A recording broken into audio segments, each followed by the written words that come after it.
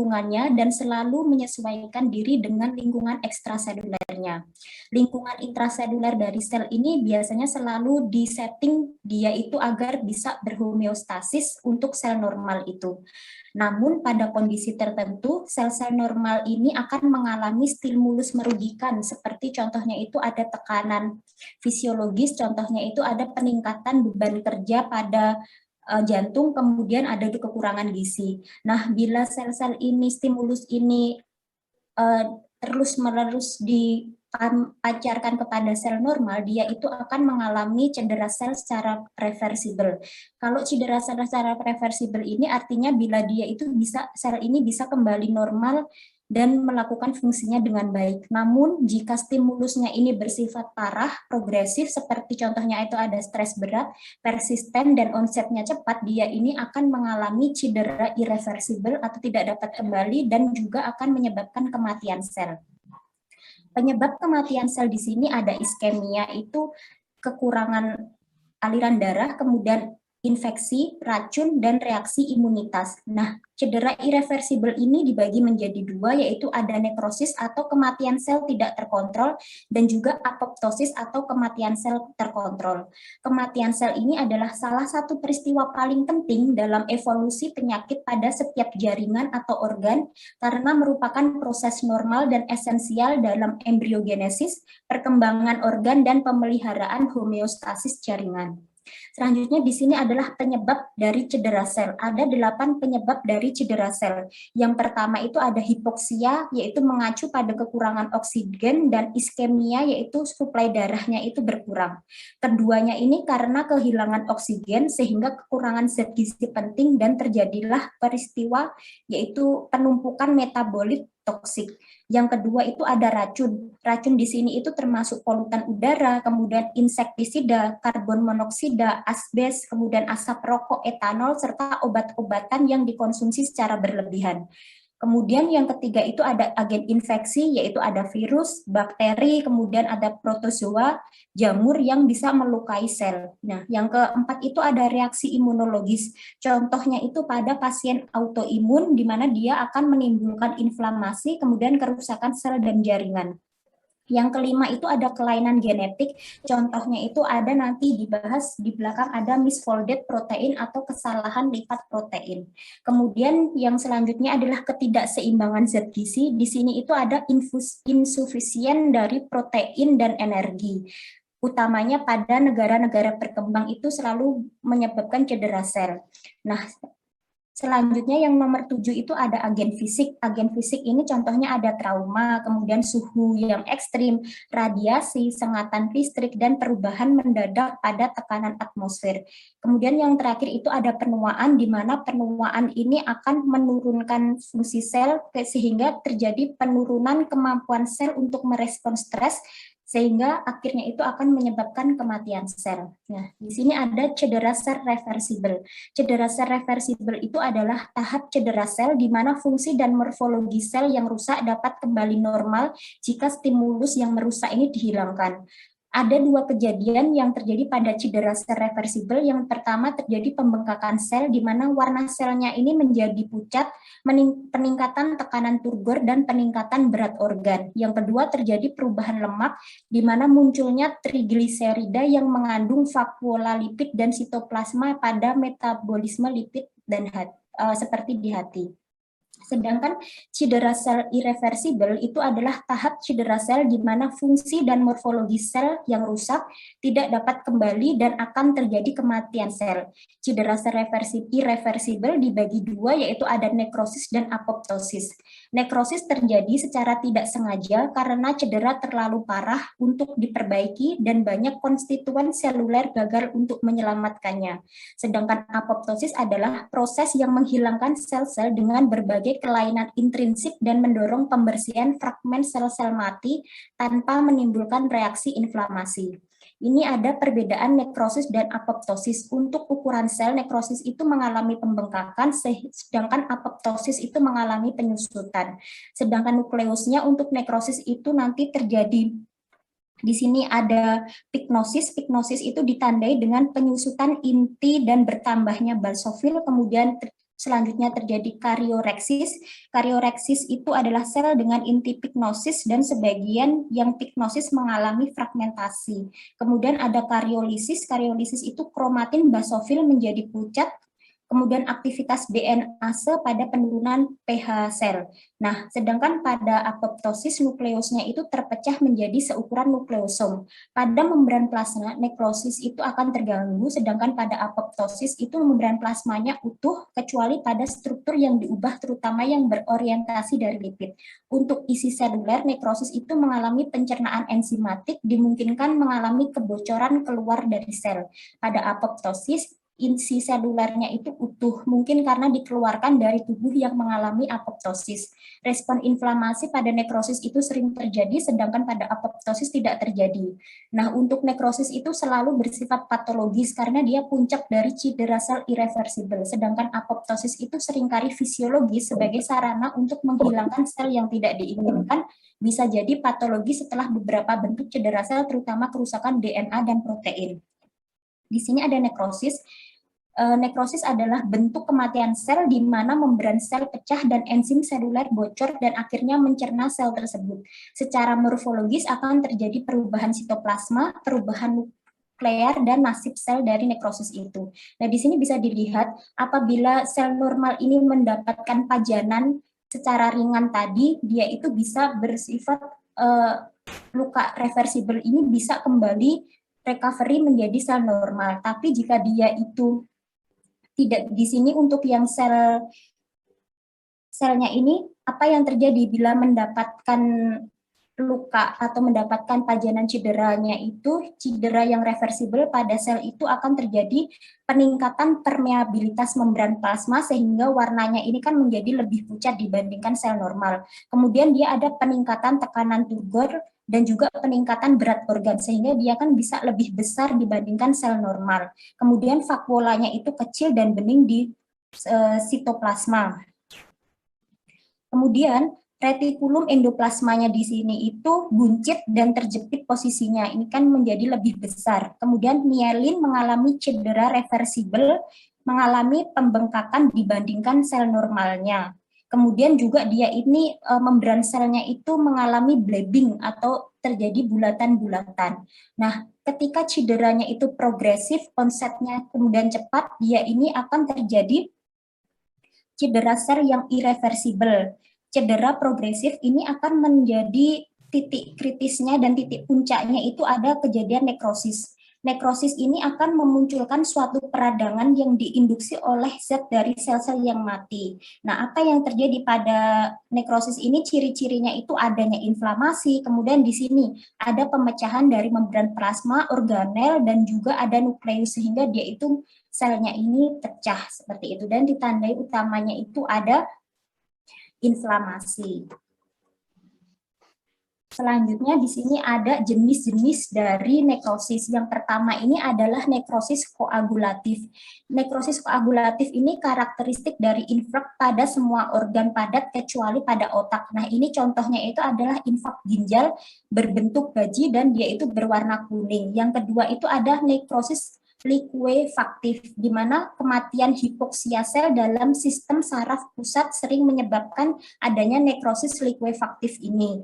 Nah, kemudian dia ini akan menyebabkan peningkatan dari munculnya nanah karena itu ada pajanan dari bakteri, infeksi maupun jamur. Nah, contohnya ini adalah infak di otak yang menunjukkan pembubaran dari jaringan. Yang ketiga ini adalah nekrosis caseosa. Ciri yang paling menonjol dari nekrosis caseosa ini adalah adanya sisi atau seperti keju. Jadi ini paling umum terjadi pada pasien TBC seperti itu. Nah, ini adalah pada pasien TBC paru. Yang keempat ada nekrosis lemak, di mana contohnya itu pada pankreatitis akut. Enzim pankreas yang bocor keluar dari sel lipase memecah ester trigliserida dalam sel lemak. Asam lemak yang dilepaskan ini akan bergabung dengan kalsium sehingga dia akan membentuk area putih berkapur atau ini itu disebut dengan saponifikasi seperti itu.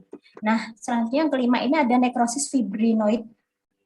Biasanya ini terjadi pada reaksi imun, contohnya penyakit yang diperantarai oleh imunologis kayak gitu. Contohnya itu ada polyarteritis nodosa, ditunjukkan dengan di sini ini. Dinding arterinya itu nekrosis berwarna merah muda, dia itu melingkar dengan deposisi protein dan peradangannya ini. Nah, di sini ada apoptosis. Jadi, apoptosis ini adalah jalur kematian sel di mana sel mengaktifkan enzim yang mendegradasi DNA inti sel itu sendiri dan protein inti sitoplasma. Ini tadi ketika sel normal itu mendapatkan pajanan atau cedera, dia ini akan terjadi perubahan-perubahan sel. Contohnya di sini ada kondensasi kromatin, kemudian membrannya itu menjadi bleeding seperti itu. Nah, selanjutnya dia akan lebih parah lagi, akan terjadi fragmentasi dari seluler, kemudian terbentuklah badan-badan apoptosisnya. Nah, badan-badan apoptosis ini kemudian akan dicerna oleh fagosit, dan juga dia ini akan muncul respon berupa keluarnya cairan, di mana dia ini tidak, apoptosis itu tidak menyebabkan inflamasi seperti itu. Nah, di sini jalur kematian sel lainnya itu ada nekroptosis dan piroptosis. Untuk nekroptosis itu sesuai dengan namanya, mencakup ciri-ciri nekrosis dan apoptosis dan diatur oleh jalur persinyalan tertentu. Sedangkan piroptosis dapat menyebabkan pelepasan sitokin proinflamasi dan dapat memulai apoptosis. Nah, di sini ada autofagi. Jadi autofagi ini adalah adaptasi terhadap kekurangan nutrisi di mana sel yang mencerna organel mereka sendiri dan mendaur ulang untuk menyediakan energi dan substrat. Jadi autofagi ini ketika organel sitoplasma ini merasa bahwa dirinya itu kekurangan zat gizi, dia akan mengeluarkan sinyal autofaginya sehingga dia ini akan membentuk formasi dengan vakuola autofagi, di mana dia ini disebut dengan autofagolisosom gitu. Ada lisosomnya, kemudian dia itu setelah vakuola autofagi ini dia akan berikatan dengan lisosom tadi sehingga membentuk autofagolisosom. Nah, kemudian ada enzim yang mencerna untuk makanan-makanan ini sendiri, di mana bahwa nanti kalau sudah dipecah, inti-inti selnya itu dipecah, bisa digunakan sebagai energi untuk sel-sel itu sendiri. Jadi dia bisa mendaur ulang dari tubuhnya itu sendiri. Namun bila dia ini kekurangan zat gizinya itu terlalu lama dan juga tidak ada dari luar, tidak masuk zat gizi, dan dia hanya mencerna cadangannya sendiri, itu kan nggak mungkin. Jadi dia nanti bisa menyebabkan apoptosis, kematian sel melalui apoptosis itu. Nah, di sini ada mekanisme cedera sel dan kematian sel.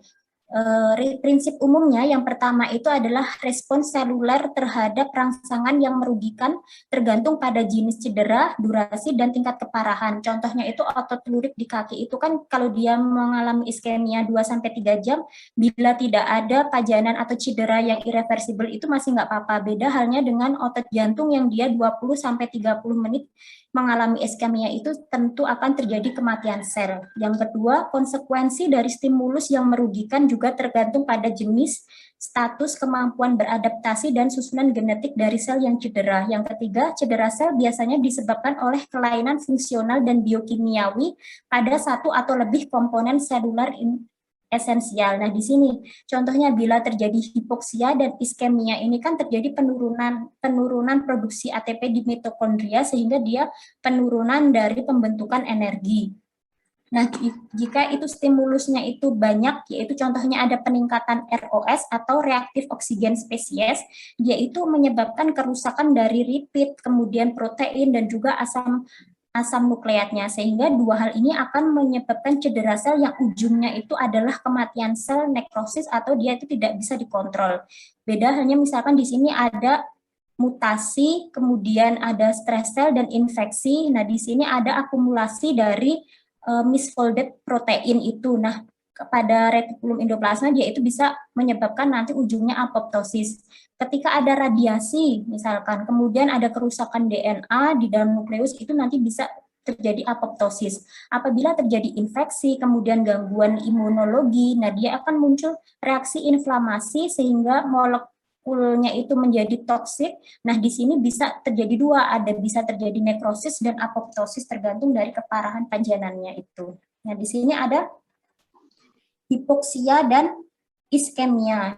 Untuk defisiensi oksigen menyebabkan kegagalan banyak jalur metabolisme yang bergantung pada energi dan akhirnya kematian sel karena nekrosis. Hipoksia dan iskemia yang persisten atau berat pada akhirnya menyebabkan kegagalan pembentukan ATP dan penipisan ATP dalam sel. Nah, ini ketika terjadi iskemia ini, nah dia itu terjadi penurunan fosforilasi oksidatif di mitokondria. Hal tersebut akan menyebabkan penurunan ATP. Nah, bila terjadi penurunan ATP akan terjadi tiga hal. Pertama itu adalah berkurangnya aktivitas pompa natrium yang bergantung pada ATP sehingga terjadi akumulasi natrium intraseluler dan penghabisan kalium serta menyebabkan akhirnya itu ada pembengkakan sel dan pelebaran retikulum endoplasma. Nah, yang kedua adalah kompensasi peningkatan glikolisis anaerobik sehingga akan menyebabkan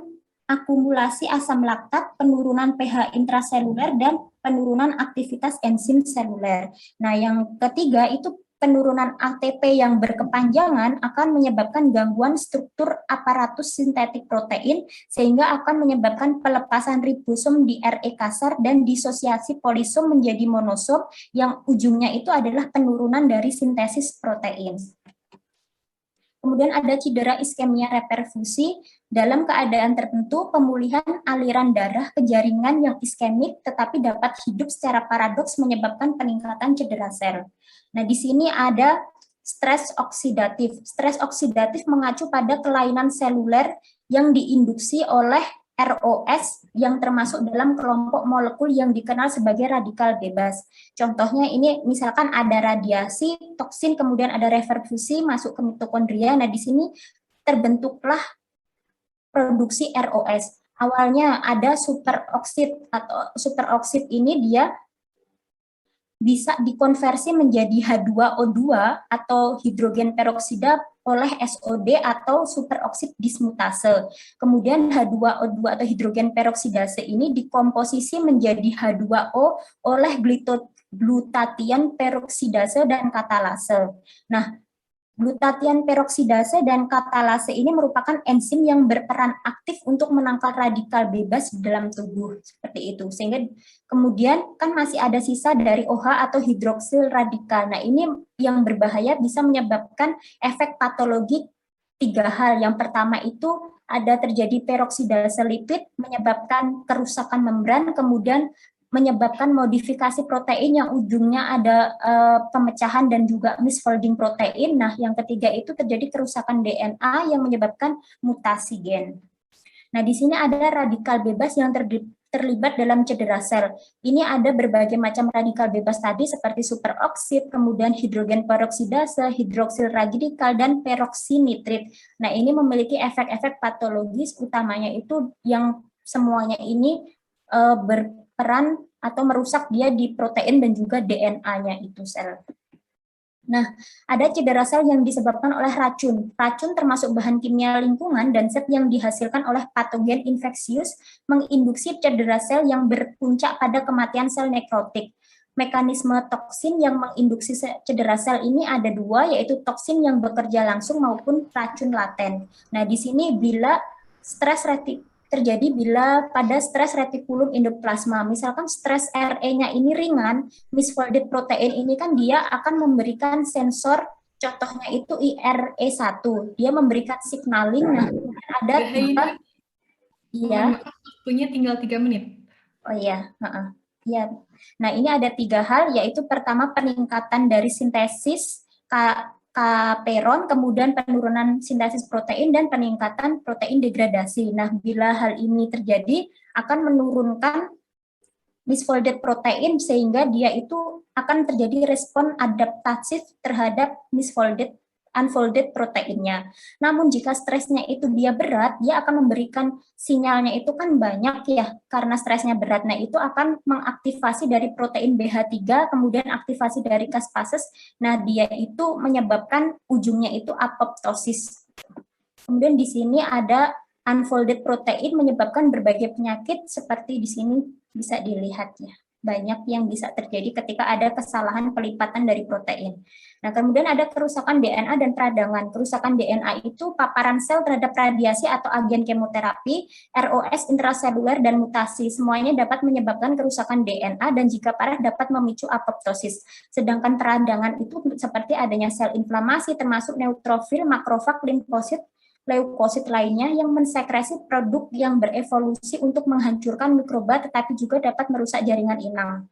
Nah, ini ada penuaan sel. Nah, ini bila misalkan ada dari lingkungan dan juga dari metabolic stress, contohnya ada ROS, bagaimana dia ROS ini dapat menyebabkan akumulasi dari akumulasi mutasi DNA dan menyebabkan penurunan fungsi dari sel dan kehilangan sel. Kemudian ada telomer, dia akan menyebabkan penurunan replikasi seluler, kemudian selnya itu akan hilang. Kemudian apabila ada abnormal protein homeostasis juga akan menyebabkan penurunan protein, kemudian terjadi kerusakan protein. Di sini akan menyebabkan penurunan dari fungsi sel itu. Nah, akhirnya ujungnya itu ada cellular aging atau penuaan sel. Nah, di sini bila cellular aging ini bisa menyebabkan adanya dia itu kalori restriktif atau pembatasan kalori itu menyebabkan transkripsinya itu menurun seperti itu sehingga peningkatan DNA repair-nya kemudian peningkatan protein homeostasis. Nah, di sini ada peran telomer dan telomerasi pada penuaan dari sel itu. Jadi di sini penuaan replikatif itu terjadi pada sel-sel yang menua karena pemendekan telomer secara progresif yang pada akhirnya menghasilkan penurunan dari siklus sel. Nah, telomer ini adalah sekuen pendek berulang DNA yang ada di ujung kromosom untuk melindungi ujung sisi dan degradasi.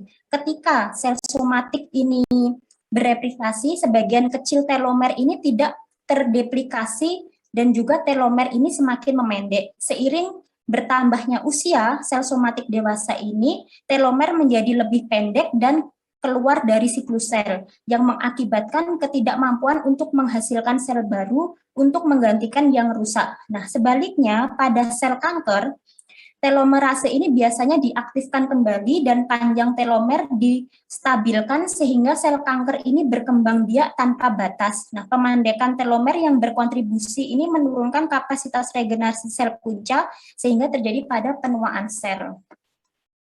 Untuk yang pertama, untuk yang review jurnal pertama ini adalah komponen makanan bioaktif untuk mengelola penuaan seluler dalam penuaan sel dan penyakit. Dia ini adalah sebuah critical appraisal, jadi menilai dari berbagai macam banyak jurnal-jurnal di sini. Jadi makanan fungsional dan komponen bioaktif termasuk fitomolekul, kemudian ada bakteri probiotik, asam lemak omega 3, vitamin, kemudian diet sehat untuk melihat efek terhadap penuaan sel itu. Juga dilihat terhadap stres sel, inflamasi, imunoterapi, dan mikrobioma usus dari database khusus. Jadi ini kan karena tadi critical appraisal. Nah, hasilnya itu adalah komponen makanan bioaktif menekan stresor seluler intrinsik, ekstrinsik, kemudian menurunkan inflamasi dan menargetkan persinyalan nutrisi seluler mencegah kerusakan sel. Nah, artikel kedua ini adalah komposisi kimia dan screening dari ekstrak kulit hijau Musa cavendish, dilihat aktivitas antiproliferatif dengan aktivitas kematian seluler dengan berbagai jenis. Jadi kan kulit pisang itu kaya dengan serat makanan, protein, asam amino esensial, asam lemak tak jenuh ganda, dan kalium. Dia ini dapat meningkatkan senyawa fitokimia, antioksidan polifenol, dan juga katekolamin serta karotenoid. Nah, penelitian ini dilakukan pada sel kanker secara in vitro. Hasilnya bahwa kulit pisang hijau Musa cavendish ini menunjukkan efek antiproliferatif dengan dosis 100 mikrogram per mililiter setelah 48 jam intervensi. Jadi dia itu berkolerasi pada kematian sel, baik nekrosis maupun apoptosis, penurunan ROS juga terjadi sehingga kulit pisang dari pisang hijau muda cavendish ini bisa dijadikan dalam masa depan itu sebagai obat baru aktivitas anti kanker. Ini adalah daftar pustaka saya. Terima kasih banyak. Mohon maaf bila waktunya melebihi dari yang sudah ditentukan. Terima kasih. Ya, terima kasih Mbak Hainur, dan sepertinya udah ada yang bertanya ya, semangat sekali. Baik, kepada Mbak Desti, monggo, silahkan. Baik, terima kasih. Izin bertanya ke Mbak Hainun. Yang tadi sudah dijelaskan itu, jadi ini contoh lainnya, Mbak. Jadi misalnya kalau pada pasien stroke itu ada kematian otak, ada kematian sel yang di otak, itu apa yang terjadi? Dan kemudian dia tuh bisa bahkan sampai bisa bertahan untuk bertahun-tahun gitu. Gimana itu mekanismenya ya, Mbak? Terima kasih, Mbak Hainun. Iya. Terima kasih Mbak Desti. Kepada Mbak Hainun, apakah akan langsung dijawab atau ditampung terlebih dahulu? Boleh langsung mencoba menjawab ya Mbak Anifah. Ya, monggo silahkan. Ya, jadi pada pasien stroke itu kan di otaknya terjadi suatu respon pada kematian pada selular death-nya ini. Jadi dia itu terjadi respon yang namanya itu atrofi, di mana dia itu respon adaptasi seluler terhadap stresnya. Nah, atrofi ini kan terjadi penyusutan ukuran sel oleh hilangnya substansi sel. Nah, ketika di sana terjadi gangguan seperti kurangnya oksigen serta nutrisi dalam waktu lama, tentu di sana itu jaringan dalam otaknya itu kan rusak ya Mbak. Kemudian dia itu akan menyebabkan ukuran dari sel otaknya itu menurun seperti itu. Nah, tapi meskipun atrofi itu terjadi penurunan fungsi karena tadi ada gangguan itu, mereka ini otaknya ini tidak mati, tergantung berapa besar dari pajanannya itu terjadi. Nah, mereka ini otaknya tidak mati.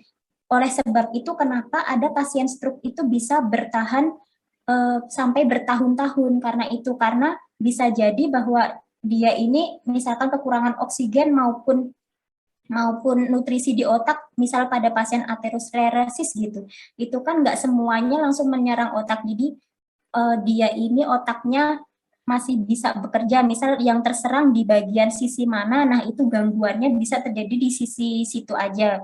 Nah, misalkan dia dilakukan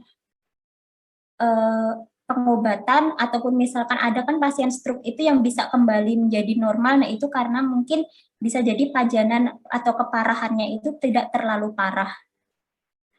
Seperti itu, Mbak Desti. Ya, bagaimana Mbak Desti? Apakah sudah jelas? Oke, baik. Sudah cukup jelas. Terima kasih Mbak Hainun, Mbak Hanifah. Terima kasih kepada Mbak Desti dan Mbak Hainun. Selanjutnya ada dari Mbak Nawai. Silahkan Mbak Nawai.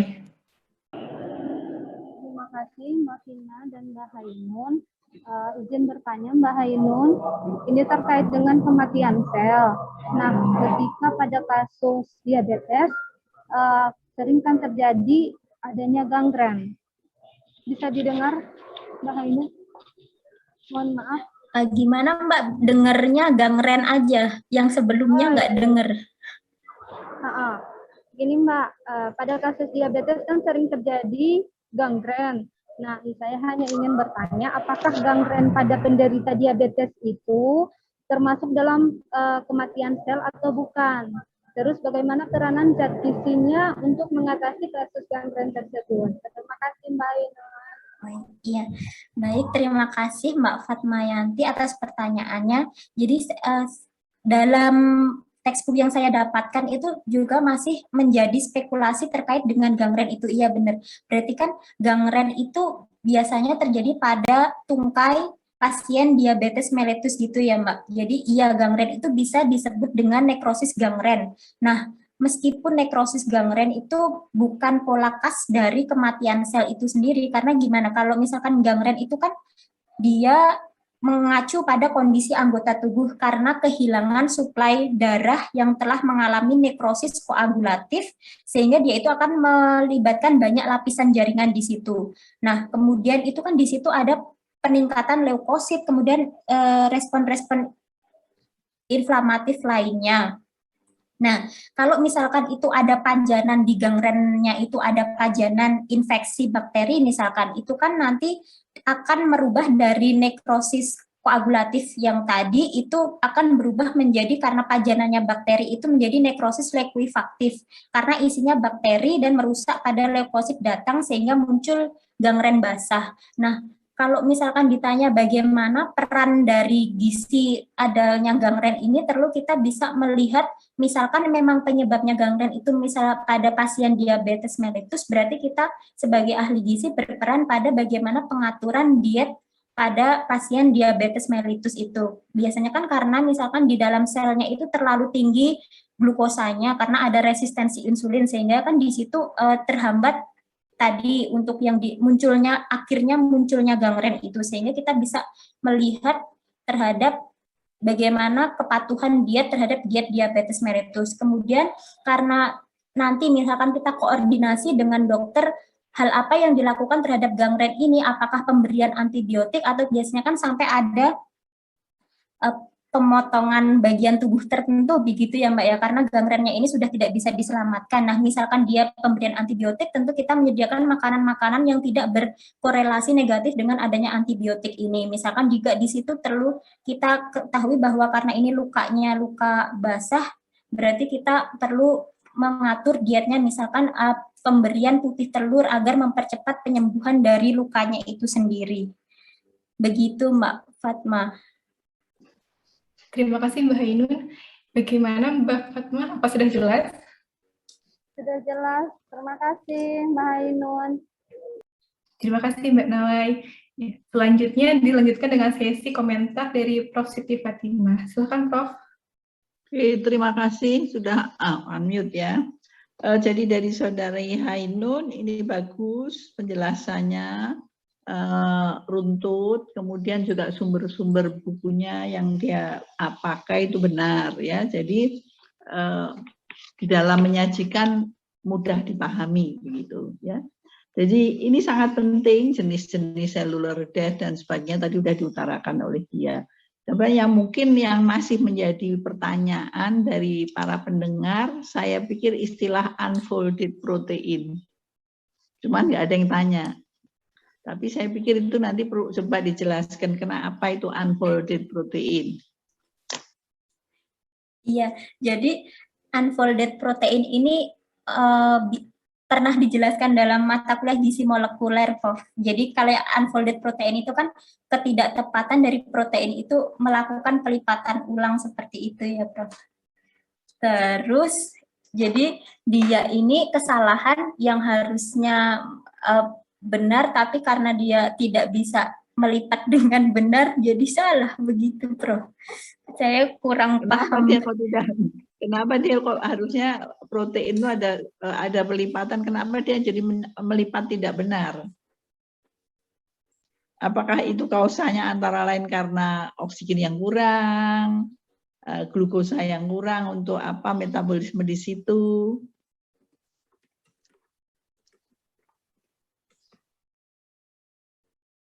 Ini lebih mengacu kepada kelainan seluler ya, Prof ya.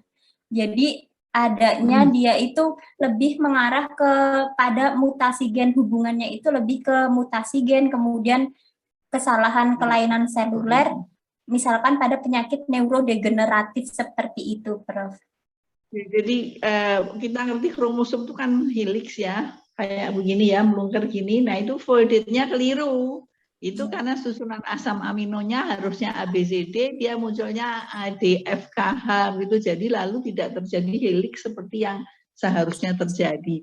Jadi unfolded protein itu terjadinya adalah pada kromosom itu tidak terjadi putaran-putaran sesuai seharusnya. Nah, putaran-putaran itu isinya di tiap ujung adalah asam-asam amino tertentu. Kalau asam aminonya itu tidak ada atau keliru tempatnya, maka bisa terjadi unfolded tadi.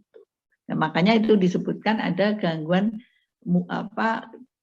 di gennya atau biasanya disebut polimorfisme gen. Pada orang biasa helixnya begini. Pada orang penyakit tertentu kok helixnya berubah, ternyata helix yang berubah yang unfolded tadi itu merupakan ciri khas dari suatu penyakit kelainan kromosom gitu ya. Jadi untuk temannya untuk mengingatkan kembali unfolded. Jadi sel saraf pada stroke itu mati karena iskemi. karena tidak mendapatkan oksigen. Dan sel saraf itu cepat sekali, tidak dapat oksigen dan tidak dapat glukosa itu dalam berapa, kalau golden period dari stroke itu berapa? Adalah 10 jam pertama. Kalau 10 jam pertama kekurangan oksigen itu tidak diatasi dengan pemberian yang menyumbat itu apa dan sebagainya, itu biasanya lalu irreversible. Kalau kekurangan glukosa, ya, jadi misalnya hipoglikemi, itu kalau terjadi dalam 15 menit, 30 menit, itu juga sel otaknya sudah mati. Nah, pada stroke itu adalah tergantung, kenanya dia saraf di daerah mana. Kalau itu saraf bicara yang kena juga lalu dia menjadi afasi. Yang daerah saraf yang untuk bicara. Kalau yang kena adalah saraf untuk otot-otot skelet, itu terjadi kelumpuhan. Jadi tergantung daerahnya, dan kerusakan saraf itu irreversible. Jadi sudah nggak bisa dibetulin. Makanya kalau dia lumpuh, ya lumpuh terus. Kakinya kalau jalan ditarik, biasanya walaupun dia sembuh, tapi kaki itu yang daerahnya yang mengendalikan saraf kaki kanan atau kiri itu yang kena, ya dia lalu jalannya ditarik. Jadi bukan otot-ototnya tidak bekerja lagi, karena pensarafan di otot-otot itu sudah keputus telegramnya kabel dari otak. Jadi disuruh jalan dia sudah nggak bisa, karena perintahnya dari otak nggak ada. Karena saraf yang di otak yang harusnya memberi perintah itu sudah mati. Makanya ototnya makin lama makin kecil. Nah, tapi kemudian kalau misalnya itu kok bisa ada yang stroke irreversible, mesti ada sequelae ringan tapi tidak kelihatan. Jadi pada orang tua yang tidak mengalami stroke kayak saya, suami saya almarhum, itu kalau di MRI itu sudah kelihatan terjadi atrofi otak karena proses penuaan, karena pembuluh darahnya sudah tidak melebar seperti biasanya untuk mengirim makanan. Tapi tidak lumpuh, tapi orangnya kadang lupa, naruh kacamata di sini nggak tahu, taruh kunci, saya naruh kunci lupa. Kadang-kadang, tadi saya udah sembahyang asar belum ya? Pikir-pikir, oh tadi udah. Datang-datang udah. Kadang-kadang lupa begitu. Itu karena saraf-sarafnya sudah mengalami kemunduran. Ya, itu adalah proses alami. Ya. Bisa orang umur 100 tahun seluruh ingatannya seperti yang umur 30. Ya, mungkin nanti kalau 25 tahun, 10 tahun lagi ada 25-50 tahun lagi ada suatu temuan yang mempertahankan sel itu pada umur tertentu hingga orang itu jadi kayak umur 40 terus. Tapi lalu apa tidak meninggal, kan tidak mungkin. Manusia pasti meninggal, itu sudah dikatakan oleh tiap agama, nggak akan ada manusia yang seumur hidup selamanya akan hidup terus di dunia ini ya. Jadi stroke itu iskemik bisa, perdarahan pecah bisa. Iskemiknya karena tadi arteriosklerosis, kalau perdarahan pecah itu biasanya karena hipertensi. Dan yang pecah itu biasanya luas daerahnya yang rusak. Nah, biasanya juga survivalnya rendah dibandingkan dengan stroke. Makanya ada yang stroke ringan, dia dengan fisioterapi berarti dipaksa untuk latihan, lalu kembali sedikit demi sedikit, tapi tidak sempurna. Ya, kalau sudah ada itu. Jadi makanya golden period-nya itu berapa ya? 3 jam apa 10 jam ya? Jadi kalau ada seseorang stroke di tetangga Anda, langsung bawa ke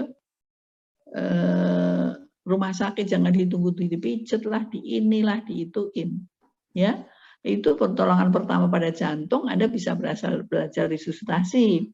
Tapi pada stroke itu justru kita harus, kalau di rumah Anda ada Mbah, ada Pak D, harus kalau beliau mengeluh aku keringingan atau tangan saya yang satu ini kok tidak sekuat yang satu, itu harus sudah suatu sign. Ada sesuatu yang nggak beres di tangan satunya. Nah, itu harus segera dibawa ke dokter saraf. Mungkin itu adalah awal iskemi di daerah di mana yang dia merasa kekuatannya berkurang. Kok tangan kiriku, tangan kananku sekarang kok kekuatannya tidak seperti dulu. Padahal dulu itu lebih kuat dari kiri, sekarang kok sama dengan kiri misalnya. Itu kita harus sudah mikir. harus dibawa ke dokter saraf. Apakah mulai terjadi iskemik ringan tadi itu di daerah tertentu.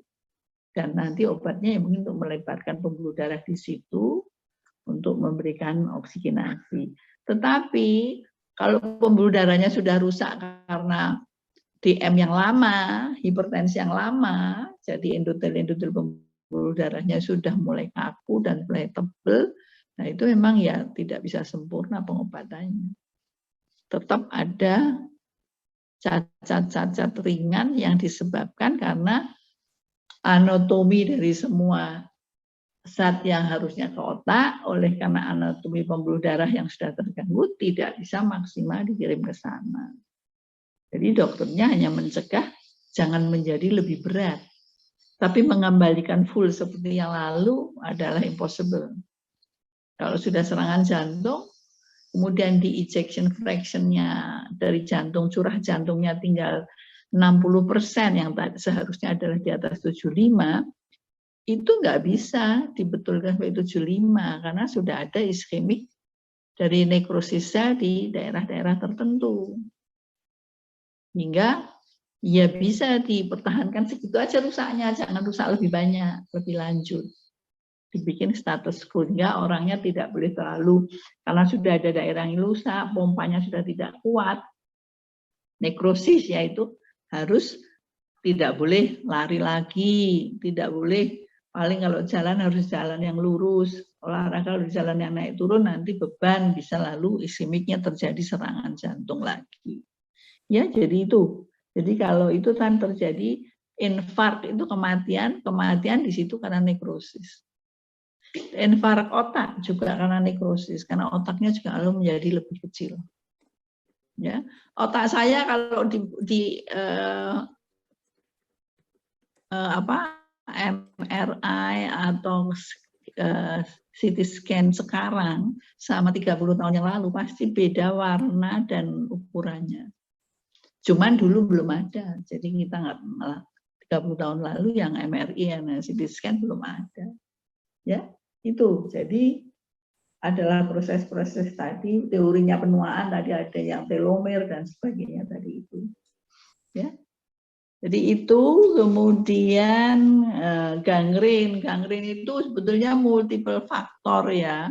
Karena dia sudah lama DM, terjadi sudah neuropati, sarafnya sudah tidak setajam saraf yang biasanya untuk daerah-daerah bawah. Kenapa? Karena aliran darah ke saraf itu sudah terganggu. Kenapa terganggu?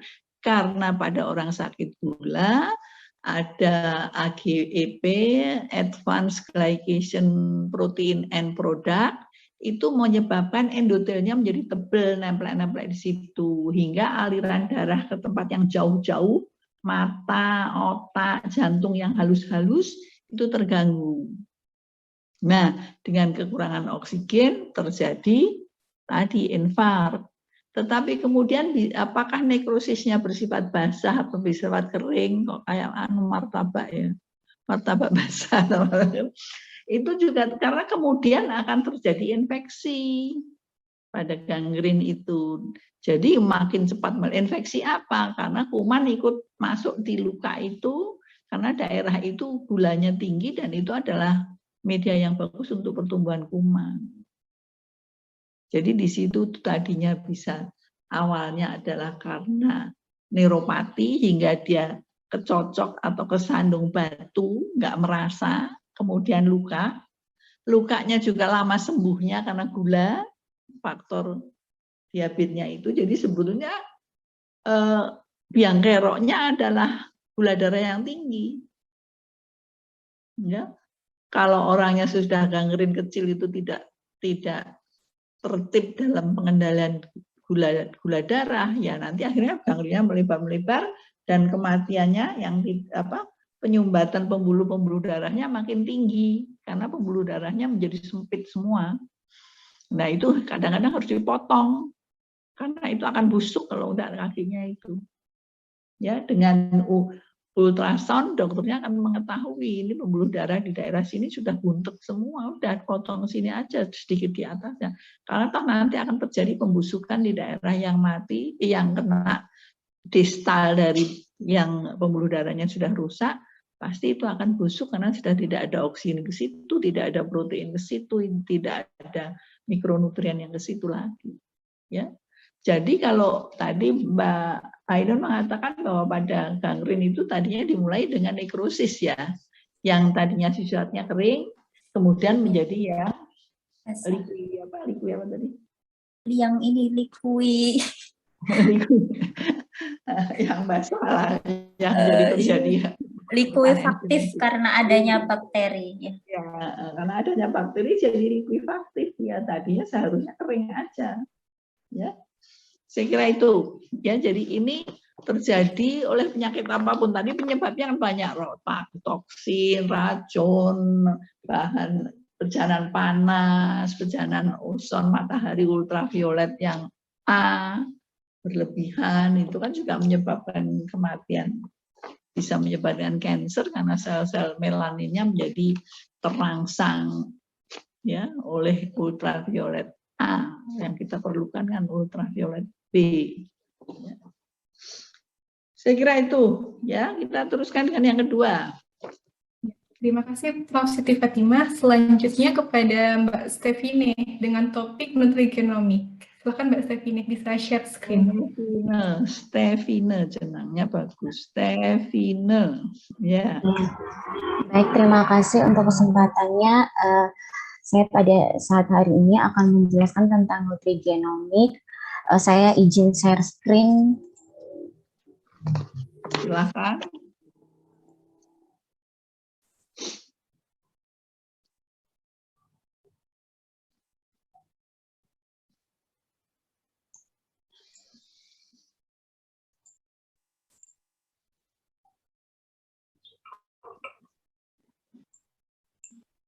Baik, terima kasih. Pada kesempatan hari ini saya akan menjelaskan mengenai nutrigenomik atau nutritional genomik. Outline-nya pada saat kesempatan ini saya akan menjelaskan bagaimana pengantar, definisi, prinsip dari nutrigenomik itu, terus apa yang perbedaan dari nutrigenomik dan nutrigenetik, interaksi dari nutrigenomik itu, dan kemudian terakhir akan ada review jurnal. Pengantar, di mana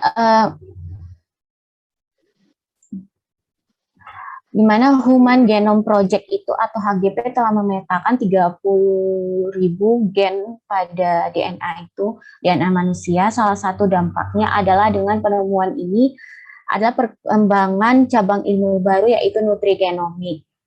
Di sini nutrigenomik ini mempelajari bagaimana interaksi antara diet, ekspresi gen, keragaman genetik, kesehatan, dan penyakit.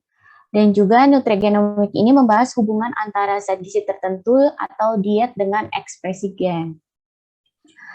Nutrigenomik ini juga menentukan bagaimana keragaman genetik yang mempengaruhi respon dari diet itu di dalam tubuh kita. Kemudian beberapa komponen nutrisi esensial juga dapat mempengaruhi perubahan aktivitas gen dan kesehatan seperti karbohidrat, asam amino, asam lemak, kalsium, zinc, selenium, folat, vitamin A, C, dan E, dan juga komponen bioaktif non-esensial yang mempengaruhi secara signifikan terhadap kesehatan. Definisi dari nitrogenomik, yaitu nitrogenomik ini adalah interaksi antara nutrisi dan zat bioaktif turunan makanan lainnya dengan genom individu. Kemudian nutrigenomik ini studi tentang interaksi antara susunan genetik kita dan makanan yang kita konsumsi dan hasil kesehatan yang mungkin terjadi pada tubuh kita.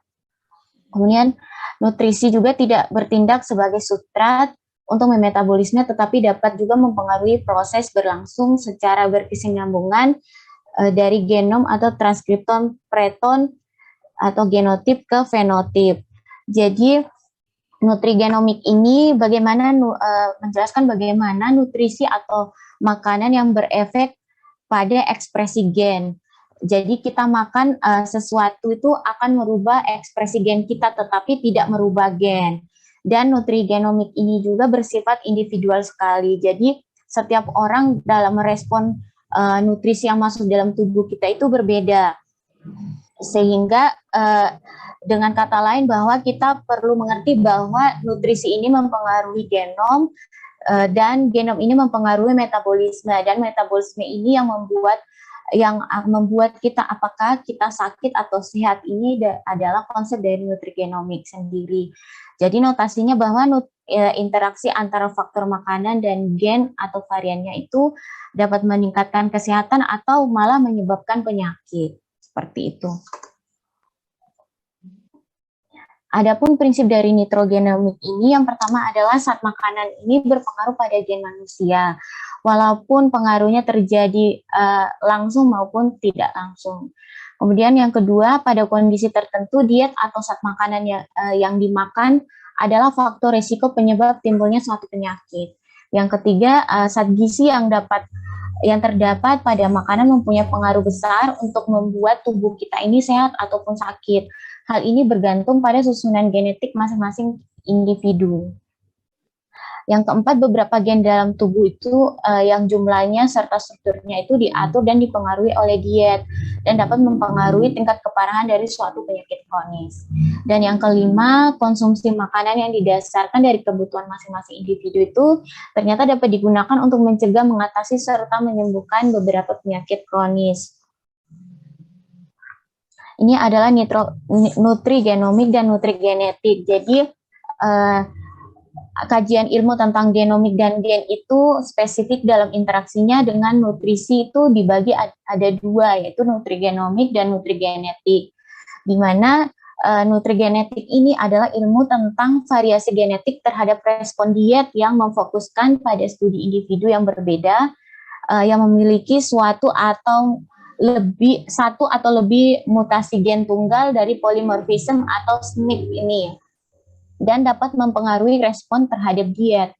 Jadi komponen genetik yang dimiliki individu tersebut ini mempunyai kemampuan menginduksi metabolisme, komposisi gizi, dan zat-zat bioaktif di dalam makanan.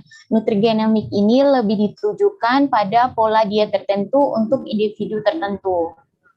Sedangkan nutrigenomik ini mempelajari bagaimana hubungan antara genetik dan nutrisi serta kaitannya dengan kesehatan. Jadi nutrigenomik dan nutrigenetik ini didefinisi sebagai ilmu mempelajari efek variasi genetik terhadap respon diet dan peran nutrien serta bioaktif yang kandungannya di dalam makanan pada ekspresi gen. Kemudian kita masuk pada variasi gen. Di sini bahwa kenapa tubuh kita dalam mengekspresikan apa asupan atau nutrisi dalam tubuh kita itu berbeda-beda setiap individu karena adanya SNP ini. Jadi SNP ini ada atau single nucleotide polymorphism ini adalah suatu bentuk variasi genetik yang ditunjukkan oleh perbedaan nukleotida tunggal di dalam susunan atau rangkaian basa DNA yang merupakan salah satu bentuk umum dari variasi genetik. Variasi genetik ini ditemukan lebih dari 1% populasi. Kemudian SNP ini mempunyai konsekuensi dalam keadaan kesehatan tubuh manusia. Setiap orang ini memiliki SNP yang berbeda, dan SNP ini berpengaruh pada karakter fisik, kesehatan, atau respon tubuh terhadap nutrisi.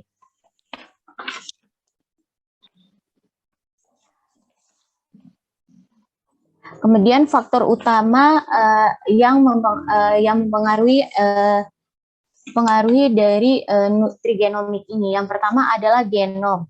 Genom ini, keberagaman genom antar kelompok etnik atau individu ini berpengaruh terhadap bioavailabilitas nutrien dan metabolisme. Kemudian yang kedua adalah ketersediaan makanan atau pola hidup kita sehari-hari, di mana apa yang kita konsumsi atau nutrisi yang masuk dalam tubuh kita itu dapat mempengaruhi juga nutrigenomik ini.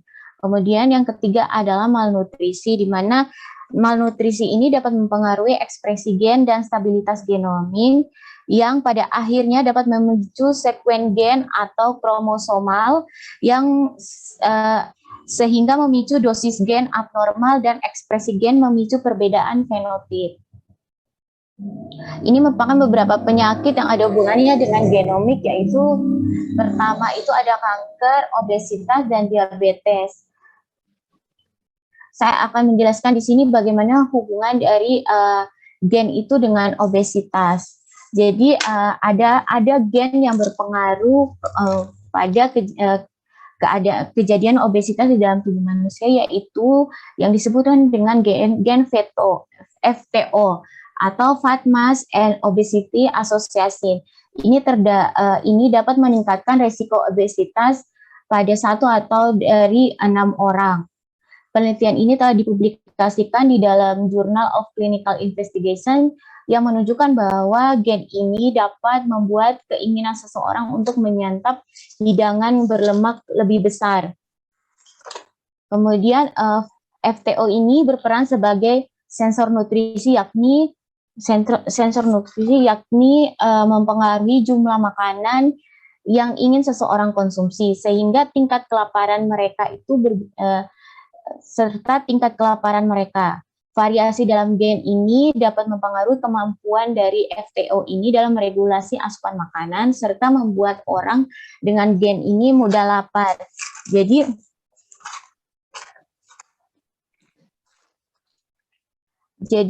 gen FTO ini memiliki pengaruh penyerapan nutrisi di dalam tubuh. Jadi ketika kita terjadi perbedaan satu varian pada bagian FTO ini dapat menyebabkan perbedaan sifat genetik pada pemilik dari gen ini. Jadi ini disebut di sini juga adanya perbedaan SNP atau single nuclear polymorphism, di mana fenomena SNP yang terjadi pada gen ini kemungkinan besar adanya perbedaan orang dengan alel T atau orang dengan berbadan kurus dan orang yang memiliki alel A atau orang yang memiliki badan gemuk. Ketika dua orang ini memiliki pola makan dan aktivitas yang sama, belum tentu memiliki tubuh atau posisi tubuh yang sama seperti itu. Kemudian ini gen dengan diabetes mellitus. Adapun gen yang berperan pada kejadian diabetes mellitus tipe 2 ini yaitu gen KCNQ1 atau potassium channel voltage gated KGT-like subfamily member 1. Ini merupakan gen kerentanan pada penderita diabetes mellitus tipe 2. Gen ini terdapat di pankreas dan memiliki pengaruh terhadap insulin, di mana mengubah insulin ini, kita tahu bersama bahwa insulin ini dapat mengubah gula yang dimakan menjadi energi di dalam sel. Insulin juga ini akan muncul pada saat adanya gula di dalam tubuh, tetapi seseorang yang memiliki gen KCNQ1 ini dengan alel T itu, pankreasnya itu akan menghasilkan insulin hanya pada saat ada gula. Sedangkan orang yang memiliki gen KCNQ1 dengan alel C, pankreasnya ini akan menghasilkan insulin secara terus-menerus walaupun tidak ada gula di dalam darah. Jadi proses ini mengakibatkan resistensi insulin yang membuat gula tidak dapat diproses dalam darah sehingga seseorang memiliki alel C ini lebih resisten terhadap penyakit DM tipe 2. Sedikit sekilas tentang pemeriksaan nutrigenomik. Memang di Indonesia ini belum semua rumah sakit ini tersedia pemeriksaan dari nutrigenomik ini. Jadi pemeriksaan nutrigenomik ini yang diperiksa itu ada 76 gen. Jadi gen-gen yang diperiksa itu salah satunya adalah gen yang berperan pada metabolisme nutrisi di dalam tubuh manusia dan juga gen-gen yang mengakibatkan beberapa penyakit kardiovaskular, penyakit seperti DM, diabetes mellitus atau kanker. Sebelum melakukan pemeriksaan nutrigenomik ini akan dilakukan puasa dulu selama 30 menit. Kemudian sampel yang diambil untuk pemeriksaan nutrigenomik ini adalah sampel air ludah dari saliva. Dan pemeriksaan nutrigenomik ini dapat dilakukan kapan saja dan pemeriksaan ini juga cukup dilakukan sekali seumur hidup. Seperti itu. Ini merupakan nutrigenomik dalam pencegahan penyakit. Jadi kenapa di sisi lain ada ilmu mengatakan bahwa kenapa perlu kita tahu tentang keadaan tubuh kita atau nutrigenomik di dalam tubuh, yaitu dengan cara untuk kita dapat mencegah penyakit. Jadi dengan kita mengetahui gen gen di dalam tubuh kita, kita dapat mencegah atau menjaga pola makan kita itu, menjaga pola makan kita untuk yang terjadi, yang akan merespon gen di dalam tubuh kita. Jadi yang perlu dilakukan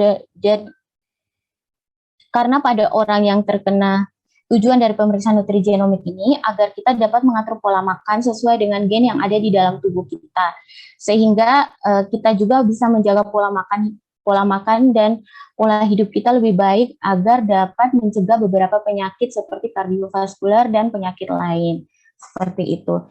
Karena nutrigenomik ini di mana dalam ilmu nutrigenomik ini, di dalam ilmu nutrigenomik ini menggambarkan bahwa makanan itu yang masuk di dalam tubuh kita itu merupakan sinyal.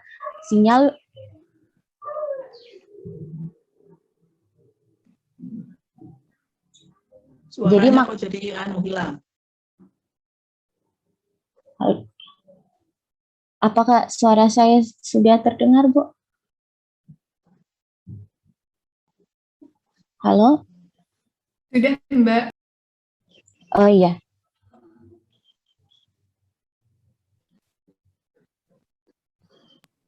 Jadi dengan mengetahui dengan pemeriksaan nutrigenomik ini kita bisa mengetahui bagaimana gen yang ada di dalam tubuh kita, dan juga kita bisa menjaga pola makan kita sesuai dengan apa yang ada di dalam gen di dalam tubuh kita itu.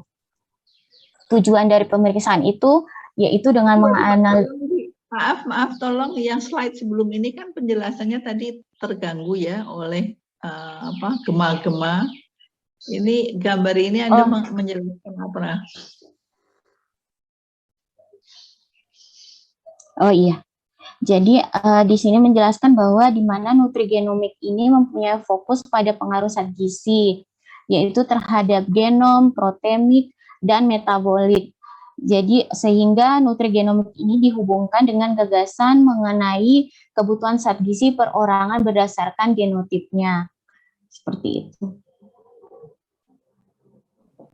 Tujuan ke arah belakangnya panah yang terakhir itu apa? Saya tidak bisa baca. Oh iya, yang ini setelah kita mengetahui bagaimana nutrigenomik dalam tubuh itu, sehingga kita dapat mencegah penyakit yang ada di dalam tubuh seperti itu. Atau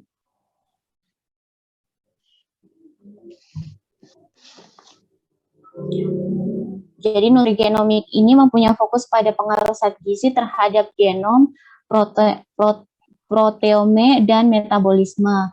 Sehingga nutrigenomik ini dihubungkan dengan gagasan mengenai kebutuhan zat gizi perorangan berdasarkan genotipnya.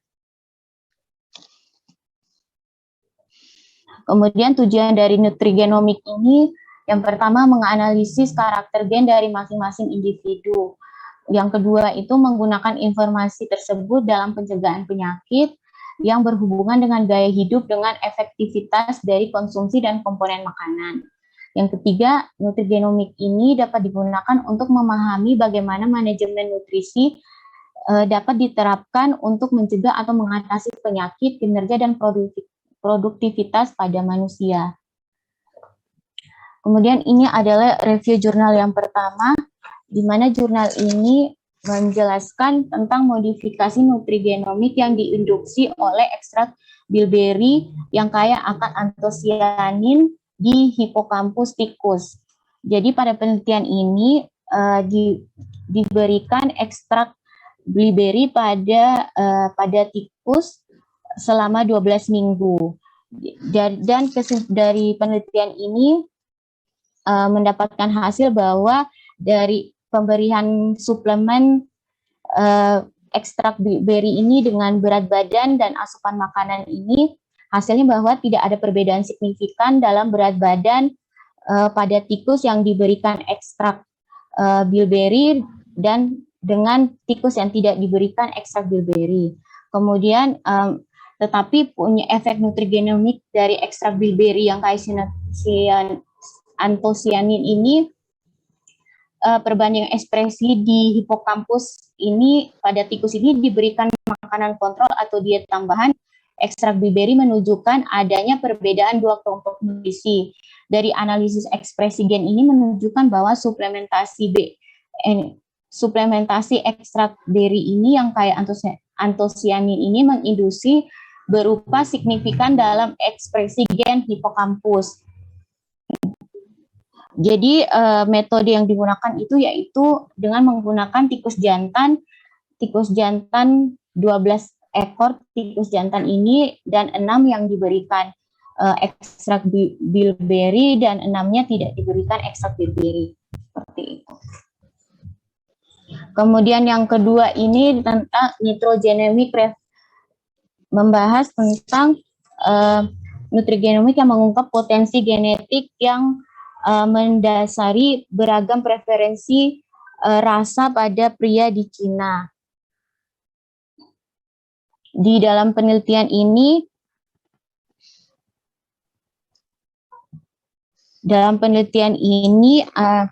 menjelaskan bahwa preferensi rasa bervariasi secara geografi di Cina ini, namun penelitian ini tentang preferensi rasa di Cina di berbagai daerah Cina ini masih terbatas dan kurang penelitian tentang mekanisme dari perbedaan preferensi rasa ini.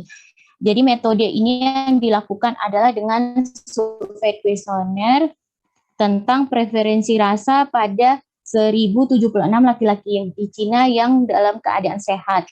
Dan di wilayah yang sama juga, genotipnya ini laki-laki dari wilayah yang sama ini, genotipnya itu diperiksa melalui microarray. Di sini hasil yang dari kesimpulannya ini bahwa studi ini menunjukkan bahwa ada preferensi rasa yang beragam dari pria Cina yang memungkinkan memiliki dasar genetik seperti itu. Kesimpulannya bahwa makanan tidak hanya sekedar memenuhi kebutuhan nutrisi harian, tetapi juga menentukan bagaimana respon gen di dalam tubuh. Ini merupakan referensi yang saya gunakan.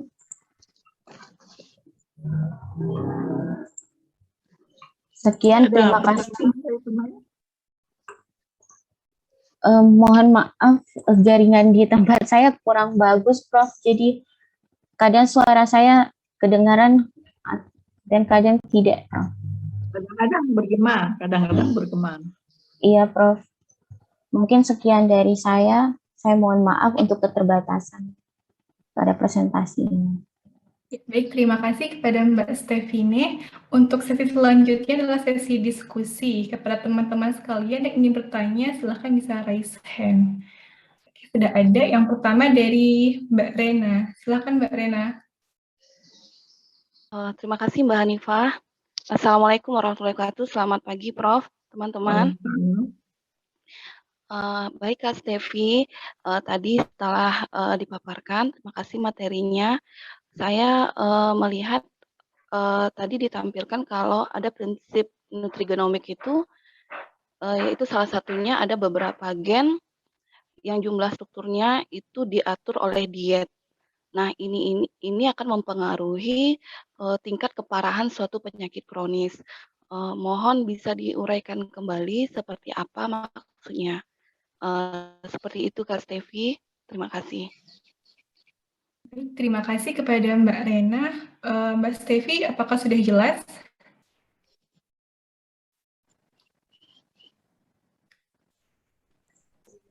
Oh ya, terima kasih. Jadi saya mencoba menjawab bahwa di prinsip dari nutrigenomik itu tadi dijelaskan bahwa memang ada beberapa diet yang akan mempengaruhi dari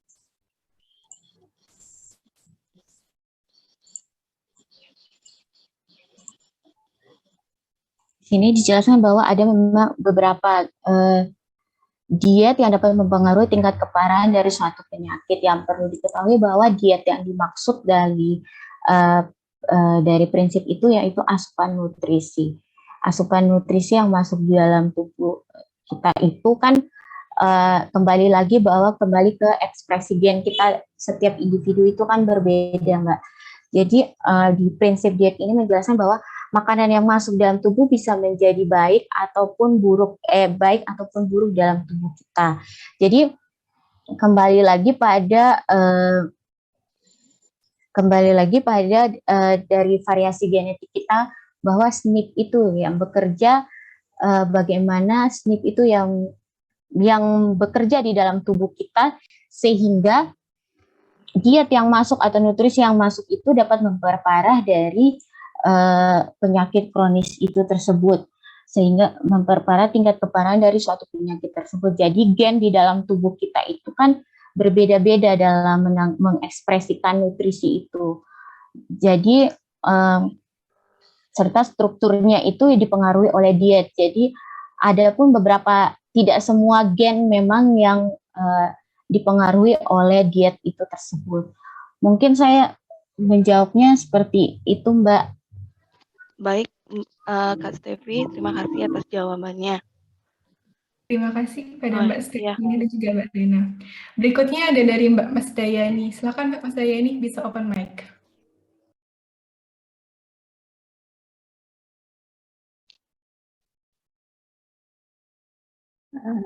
Ya, makasih. Yang ingin saya tanyakan, gen PTO itu dapat menyebabkan obesitas. Ada pengaruh gen KCNQ1 terhadap obesitas. Apabila ada, bisa tolong dijelaskan mengapa gen ini bisa menyebabkan obesitas. Demikian, terima kasih. Terima kasih Mbak Masda atas pertanyaannya terkait gen KCNQ1, apakah bisa berpengaruh terhadap obesitas dan bagaimana mekanismenya. Silakan Mbak Stefi jawabannya. Ya, baik. Terima kasih. Jadi di dalam pertanyaan Mbak Masda itu, apakah gen KNC1 ini berpengaruh pada obes? Jadi setiap di dalam tubuh kita itu memiliki gen masing-masing.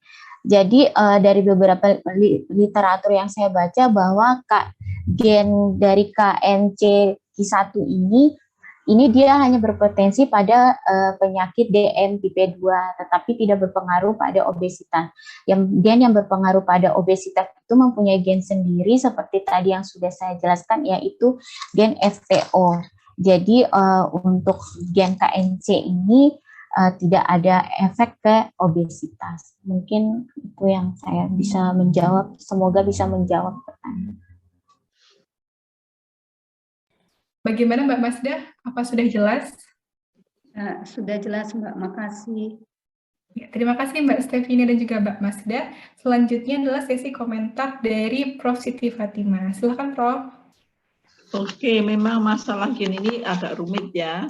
Sekarang kalau kita lihat Bapak dari kesehatan yang hidup 400 tahun sebelum Masehi, jadi kalau gitu sekarang dia sekitar 2.500 tahun yang lalu.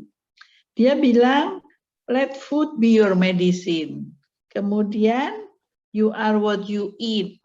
Nah, ini dia berarti kan sudah mempunyai kecurigaan yang kemudian sekarang terbukti dengan sesudah adanya penelitian-penelitian genom itu kan.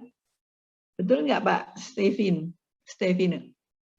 Jadi apa yang, saya bisa dengar suara saya Mbak Stephen? Iya bisa Bu, sedikit jadi, putus-putus. Kan Hippocrates mengatakan, itu dia hidup 400 tahun sebelum Masehi, mengatakan you are what you eat. Itu dia masuk di mana di sini kalau menurut Anda? Sama yang kemudian ada lagi yang dia katakan let food be your medicine. Nah, tadi di awal Anda membedakan antara nutrigenomik dan nutrigenetik, ya kan?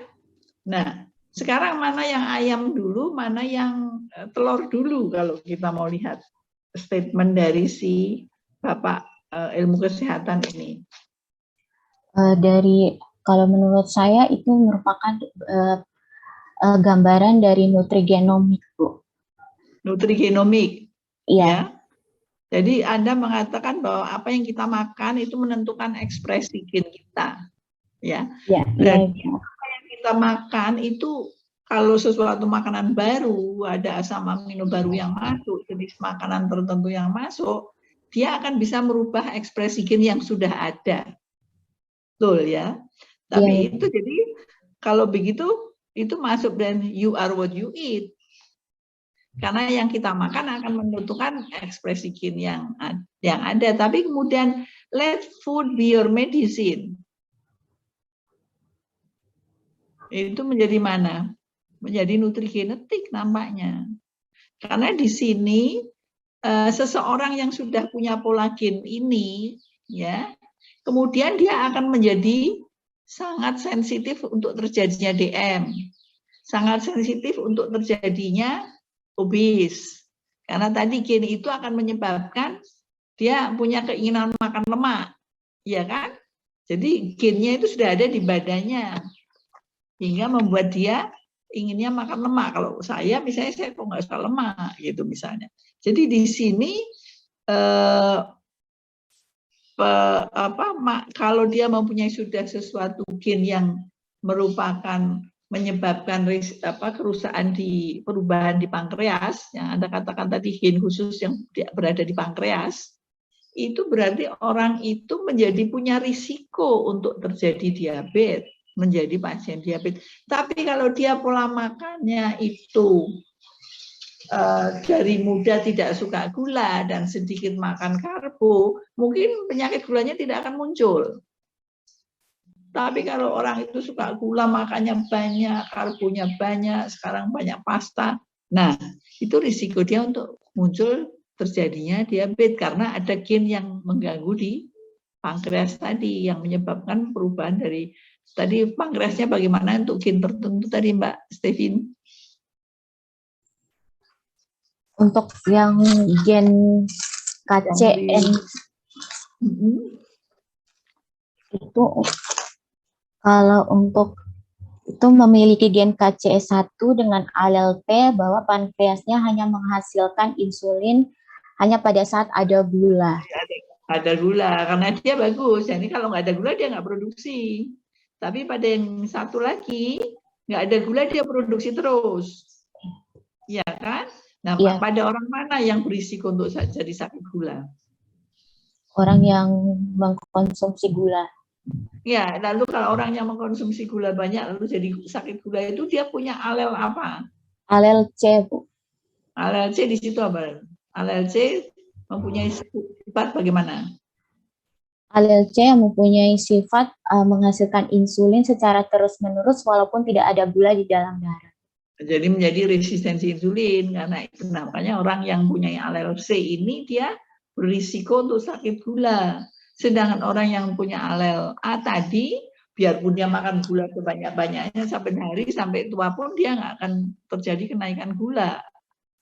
Jadi di situ. Jadi di sini kalau kita bicara kemudian dengan makan tertentu bisa menyebabkan ekspresi gen yang berbeda itu juga bisa terjadi.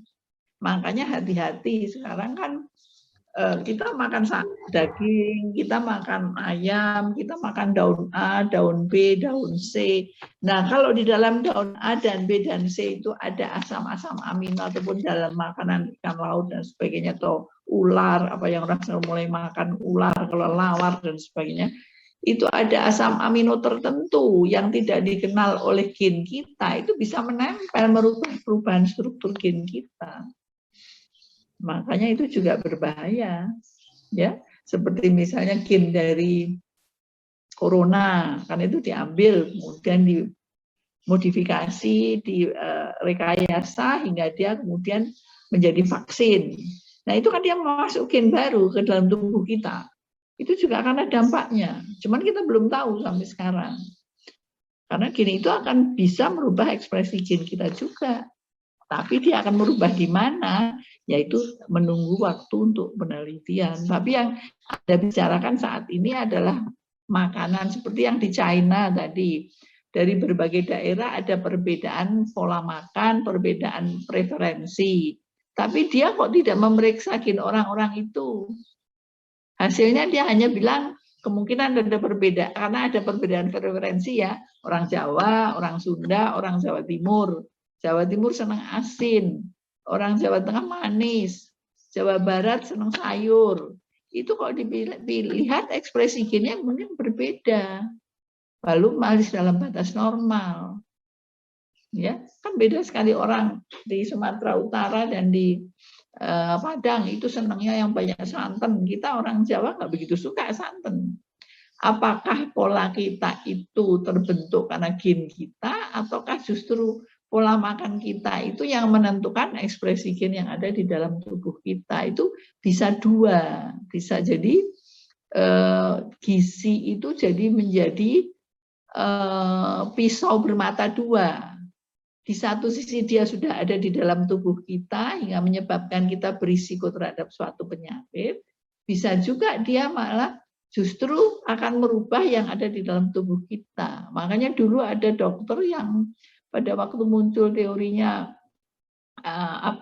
diet untuk berbagai golongan darah, itu dia pikirannya sudah ke arah ini. Tapi masih di tingkat makro, karena di tingkat darah. Padahal di dalam darah itu kita akan mendapatkan berbagai macam gen kan.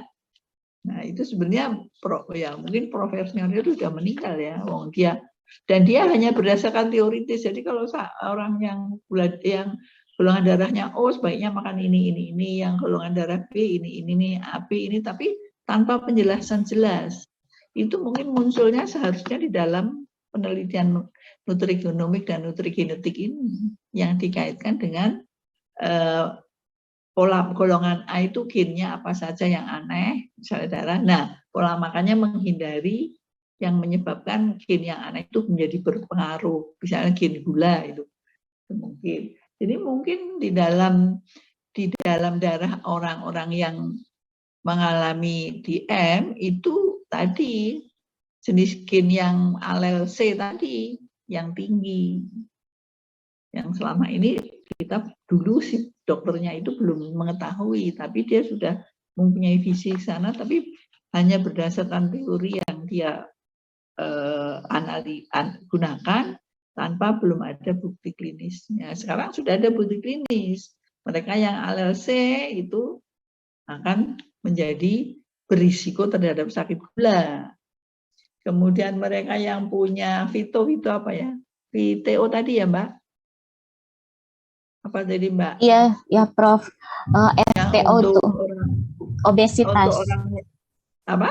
Obesitas itu ya. Dia cenderung senang memakan yang lemaknya tinggi karena ada gen itu. Ya mungkin gen itu tidak ada pada orang yang badannya kurus walaupun makan banyak. Karena dia makannya tidak ada lemaknya, mungkin sayur, buah dan sebagainya. Jadi itu. Jadi sekarang tadi dikatakan sudah ditemukan 30 gen ya, yang berhubungan dengan penyakit ya. Iya, 30.000 gen. Padahal penyakitnya manusia berapa ratus penyakit. Ya. Tapi memang yang sebetulnya dicari itu adalah penyakit-penyakit yang bersifat degeneratif. Kalau tifus, demam berdarah itu virusnya dibantai dengan pola diet dan dengan istirahat, dengan memperbaiki sistem kekebalannya sembuh. Tapi yang degenerasi itu kan akan berlangsung terus sampai meninggal dan kadang-kadang memberikan komplikasi yang menyebabkan quality of life jadi jelek. Misalnya jantung habis itu tidak bisa apa-apa, nafasnya seset, jalan 10 langkah sudah nggak kuat. Kalau yang gula akhirnya nanti gagal ginjal, ya kan? Yang hipertensi nanti bisa akhirnya stroke. Nah justru dengan kita memahami peranan apa sih di dalam arteriosklerosis itu, gen apa yang berperan dalam terbentuknya arteriosklerosis samping sakit gula tadi, alel C tadi, ya. Nah itu harapannya bisa mengendalikan penyakit-penyakit degenerasi, kanker juga. Gen apa sih yang diubah pada orang yang kena kanker payudara? Itu berhubungan dengan metilasi, teori metilasi di dalam metabolisme asam amino.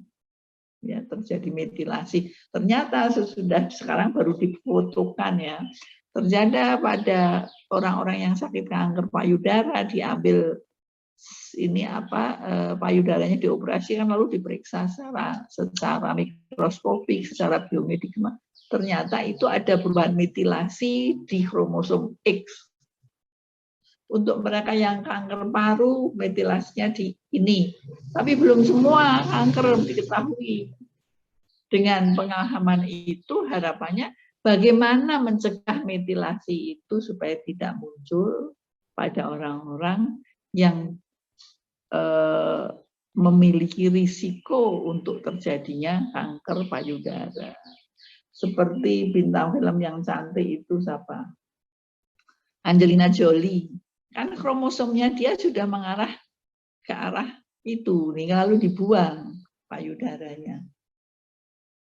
Karena dia sudah terbukti risikonya 80% pada umur 40 dia akan kena kanker payudara. Udah dengan hitungan yang rumit kok di Amerika, berbagai hasil darah, hasil kromosom apa dimasukkan ke analisis komputer yang kita belum punya di Indonesia, belum bisa. Akan muncul kamu umur sekian tuh risikonya kena kanker payudara 85%. Nah, itu kan berhubungan gen-gen yang ada di pada si wanita itu. Jadi ada gen yang menyebabkan dia, salah satunya gen, salah satunya pola makan, salah satunya mungkin apalagi beberapa data yang dikumpulkan, dan munculnya itu adalah metilasi pada kromosom tertentu. Jadi tiap kanker terjadi di satu tempat itu yang terjadi metilasinya kromosom mana. Misalnya kanker hati, kromosom apa ya yang dimetilasi, yang kemudian menyebabkan pertumbuhan sel yang tidak terkendali. Hingga terjadi kanker di hati, kanker di usus, kanker di payudara, kanker di tulang, kanker di kandungan, kanker di prostat, dan sebagainya. Ya, jadi itu. Jadi yang dikatakan si Eyang Kakung Mbah Buyut-buyut kita itu you are what you eat, and let food be your medicine itu sangat tepat dengan pemahaman nutrigenomik dan nutrigenetik. Walaupun dia waktu itu belum lihat kromosom aja belum tahu dia. Tapi dari berbagai orang tadi tabib yang berobat itu dia dengan teliti mencatat masalahnya. Kemudian yang makan begini kok kemudian banyak penyakitnya ini. Yang makan begini kok sehat walafiat, tidak muncul penyakit A, tidak muncul penyakit B. Dari situ dia menyebutkan postulatnya ini. You are what you eat, let food be your medicine. Ya, jadi makanya pada yang punya alel C, let food be your medicine. Makan kamu karbonnya harus dikurangi. Refined karbonnya dikurangi, kan itu jadinya salah satu pendekatannya, ya. Kalau you are what you eat adalah bahwa kamu mempunyai pola makan seperti dari gen-gen yang ada di dalam badanmu itu, seperti yang di Cina itu, tapi simpulannya belum menentukan ya, dia hanya karena punya perbedaan makan, walaupun sama-sama orang Cina di situ, tapi dia tidak menghubungkan dengan penyakit, hanya pola makan saja yang di China. Yang di jurnal itu tidak ada hanya di situ hanya menjelaskan bagaimana ekspresi rasa saja. Bagaimana apa? Menjelaskan apa tadi? Jadi di dalam jurnal ini dia menjelaskan bahwa variasi rasa secara geografis di Cina, Prof. Dan ada variasi rasa, tapi dia belum menghubungkan variasi rasa dengan mengambil gennya orang-orang itu belum. Di sini dibilang dengan metode itu mereka mengambil di genotip dengan mikroarray, Bu. Ya, lalu dia mendapatkan apa yang menetapkan perbedaan rasa itu ternyata terlihat pada perbedaan gen, begitu. Dari hasilnya itu simpulan. Yang kesimpulannya ini studi ini menunjukkan bahwa preferensi rasa itu beragam dari pria Cina, memungkinkan memiliki dasar genetik. Memungkinkan, jadi dia belum membuktikan, dia belum, misalnya daerah A preferensinya gini, daerah B dikaitkan dengan gen apa yang ada pada orang-orang di situ, dia belum, dan cuman dia membawa satu hipotesis bahwa sama-sama Cinanya, sama-sama di Pulau Jawa, kenapa kok beda preferensinya seperti kita aja di Jawa. Preferensinya banyak berbeda. gennya yang berhubungan dengan makanan. Ya kan kita di Jawa aja, Jawa Barat, Jawa Tengah, Jawa Timur. Jawa Timur aja antara Jawa Timur yang di Pulau Jawa dan Jawa Timur yang di Pulau Madura sudah berbeda juga. Preferensi. Jadi preferensi pedas itu di Padang, Aceh. Nah, kalau orang Jawa Tengah kan tidak. Ini baru aja sekarang yang keluar sambal level 1, 2, 3, 4, 5 itu karena kan di sini banyak orang yang non Jawa juga, tapi pada dasarnya orang Jawa itu dulu tidak suka dengan yang terlalu pedas. Yang sampai level 4, 5, kita paling milihnya ya level 1 aja lah, sedang-sedang aja. Nah itu, jadi itu bisa sebagai kaos. Jadi tadi Anda mengatakan penyebab itu nggak bisa, bukan sebagai penyebab, tapi sebagai faktor risiko. Ya, jadi misalnya alel C tadi dia nggak menyebabkan DM, tapi dia membuat orang yang mempunyai alel itu berisiko untuk menjadi DM kalau dia tidak mengatur dietnya. Iya kan? Jadi di situ, jadi faktor risikonya itu jangan sebagai penyebab. Kalau penyebab tuh kalau ada itu ya pasti DM, belum tentu. Tergantung pola hidupnya, tergantung pemahamannya. Karena ngerti saya punya alel C, saya berubah pola makannya begini, menghindari muncul postulat dari dokter Meksiko tadi yang mengatakan berbeda darahnya harus dia berbeda, tapi ini berbeda alel C, alelnya yang ada pada kromosom tadi itu harus berbeda pola makannya. Ya, saya kira itu memang sesuatu yang rumit, tapi Anda harus memahami. Ya dulu tuh diturunkan DM tuh, bukan diturunkan, kita punya ya yang diturunkan gennya. Misalnya seorang ibu punya gen tadi alel C, bapaknya tidak. Anaknya kan tidak semua punya alel C. Tergantung ada nggak di tempat pemeriksaan nutrigenomik genetiknya dia punya alel C enggak? Ya kan bisa seorang keluarga punya anak 5, bapaknya gula, ibunya gula. Tetapi dari 5 itu mungkin yang gula 3, yang 2 bebas karena tidak punya alel C di dalam kromosomnya tadi itu. Ya. Jadi faktor risiko yang kemudian kenapa kok ada yang punya apa enggak? Ya pada waktu sel membelah itu kromosomnya ikut kemana? Seperti orang yang bermata biru. Ibunya biru, bapaknya coklat. Anaknya ada yang coklat, sebagian besar coklat karena biru itu resesif ya, tidak dominan sebagai suatu gen mata biru.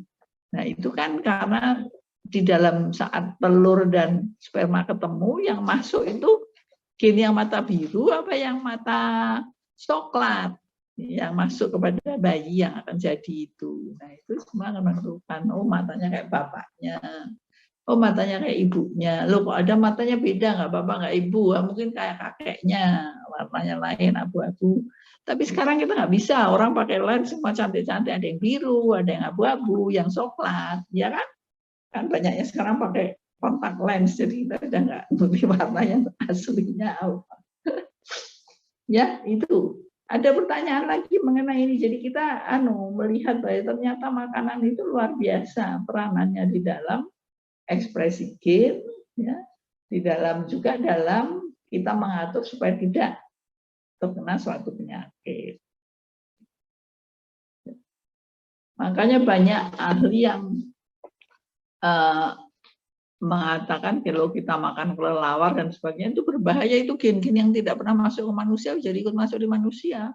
Kelelawar dimakan, ular dimakan, padahal kita dari agama kita masing-masing dan dari Allah Tuhan yang Maha Esa kan sudah nyediain banyak begitu makanan, kenapa cari ular, cari kelelawar, padahal ular dan kelelawar itu kan bagian dari ekosistem. Ular tuh makan tikus supaya tanaman nggak hancur, kelelawar tuh tugasnya melakukan penyilangan supaya durian keluar duriannya, mangga keluar.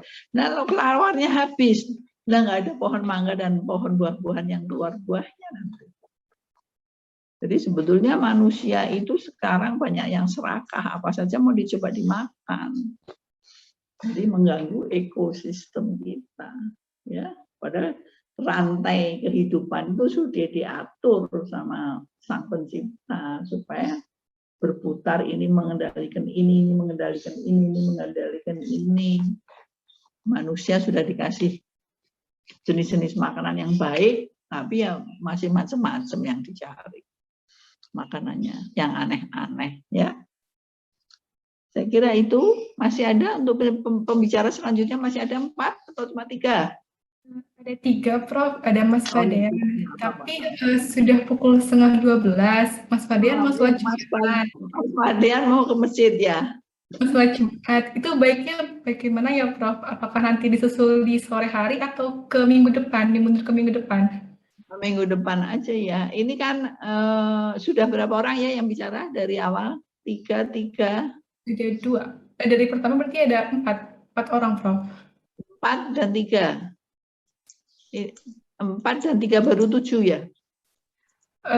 Baru 4, Prof. Yang minggu lalu ada 2 orang. Apa? Minggu lalu ada 2 orang, terus minggu ini ada 3 orang, tapi Mas Fadean kemungkinan mundur ke minggu depan. Jadi ini baru 5. 3 dan 2. 2 dan 3. Lebih kan? Baru 5 atau sudah 7? Izin Prof, sudah 4 orang yang maju, Prof. Loh, hari ini kan berapa? 3?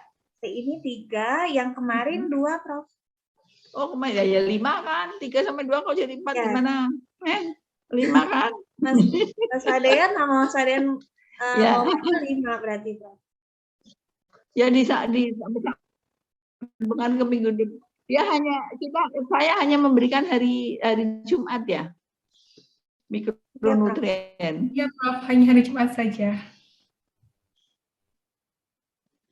Ini kan mikronutrien toh? Rebus Patogenesis, mikronutrien atau patogenesis, aku kadang-kadang lupa. Patogenesis, Prof. Patogenesis, Prof. Hari ini patogenesis ya, bukan ya. Itu patogenesis justru yang jumlahnya nggak sebanyak yang mikronutrien ya. Yang mikronutrien kan banyak, jauh lebih banyak jumlah mahasiswanya. Oke, jadi berarti ya di Mas Fadeannya untuk minggu depan aja. Hei, minggu depan tuh Rebu saya ada hadir wisuda. Dirubah Senin ya? Bisa nggak? Senin ada pelajaran pendidik, ada kuliah enggak? Selesai pukul 12.50, Prof. Paling kalau bisa sore, Prof. Ya kalau gitu jam 12.50 selesai, berarti kan hampir jam 1. Ya kan? Iya, Prof. Ya mulai jam 2 sampai jam 4 gitu ya. Baik, Prof. Nanti kami koordinasikan di kelas mikronutrien diganti Senin pukul 1:30 ya, Prof. Jam 2 ya, Prof. Itu yang harusnya Rabu karena saya harus hadir ke wisuda anak saya. Baik, Prof. Online-nya itu jam berapa ya nggak tahu. Tapi kan daripada nanti habis wisuda kan pada foto-fotoan tuh, lalu pada makan dan sebagainya gitu kan. Jadinya kan pasti selesainya sekitar 1:30 ya. Iya. Nanti udah ngantuk, udah makan. Ya. Saya kira jadi nanti tolong oleh komtingnya atau si pennya itu dirubah hari yang Rebu dimajuin jadi hari Senin. Baik, Prof. Rebu, hari Senin sebentar saya lihat ada ujian PPDS.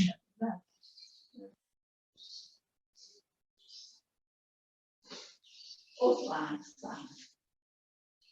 Tanggal 9 Selasa itu ada ujian PPDS, itu 1 hari penuh. Kemudian jadi Senin, benar Senin. Senin itu sebenarnya hari libur saya deh, saya bangun siang, lalu ngurusin tanaman. Pokoknya itu hari libur untuk bangun siang Senin. Ya sudah Seninnya jam 2 aja ya. Baik, Prof. Selasa ada ujian lain, Senin jam Baik. Senin presentasi mikronutrien 3 mahasiswa ya, Prof? Nah, mikronutrien harinya apa? Kan Jumat, Sabtu. Rabu dan Sabtu. Besok ada, Prof, jam 1. Ya, besok Sabtu ada. Tapi Ya. Rebunya berarti hilang juga tuh mikronutrien.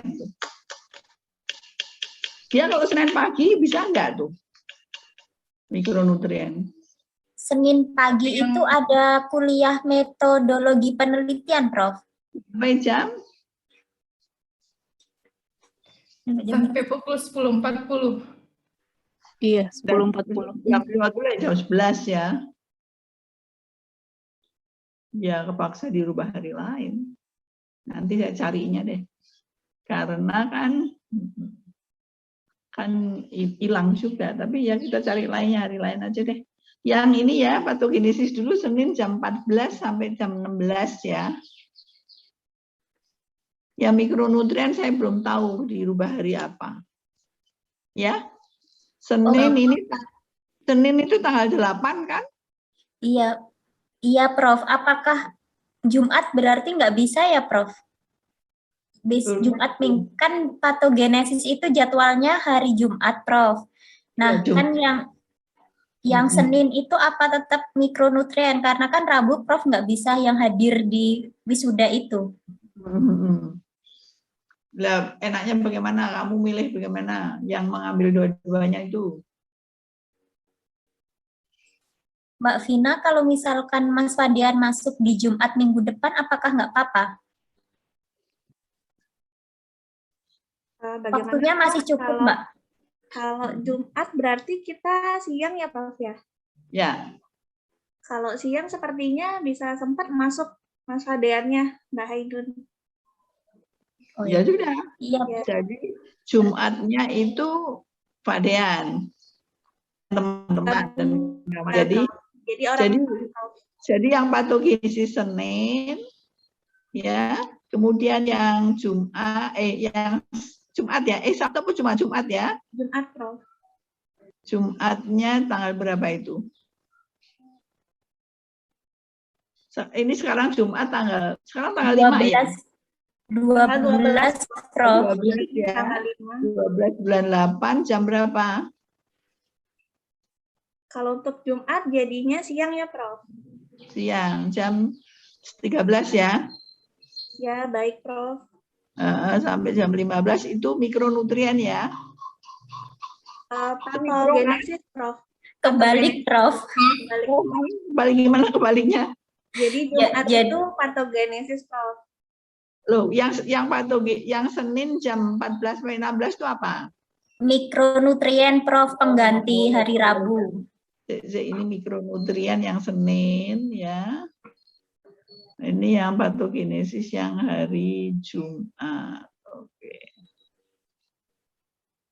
Sama yang tadi Senin jam 14 sampai 16 itu adalah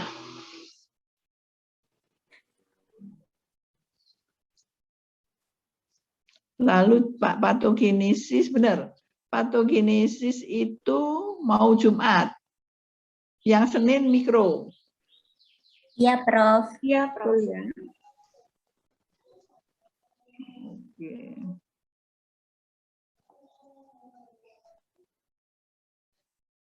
Oke. Saya diingetin ya pagi ya. PA pagi. Ya, baik, Prof. Baik, Prof. Oke, jadi ya patogenesis Jumat, mikro Senin. Oke, ya. Sudah, ini mau berangkat sholat, sudah ada azan. Ya, terima kasih Prof. Karena waktu sudah sangat siang dan Mas Fadian buru-buru ke masjid, kuliah hari ini langsung saja ditutup ya. Ya, akhir kata, wassalamualaikum warahmatullahi wabarakatuh. Waalaikumsalam warahmatullahi wabarakatuh. Terima kasih, Prof. Terima kasih, Prof. Terima kasih, Prof. Sama-sama.